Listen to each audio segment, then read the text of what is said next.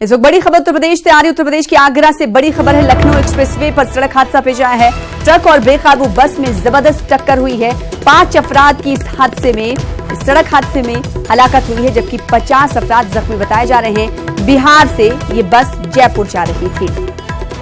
इस वक्त की बड़ी खबर आपको यूपी के आगरा से दे रहे हैं। लखनऊ एक्सप्रेसवे पर सड़क हादसा पेश आया है। तस्वीरों के जरिए आप देख सकते हैं कितना भयानक ये सड़क हादसा है। ट्रक और बेकाबू बस में जबरदस्त टक्कर हुई।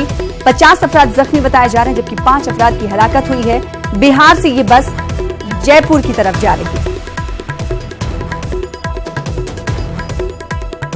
अच्छा, ये बस डायरेक्ट इधर से आ रही थी और ट्रक भी शायद उधर ही जा रही है। हाँ। और एक ब्रेक शायद लिया ना, तो दोनों में टकरा गया। बस वाले ने टक्कर मार दी। बिहार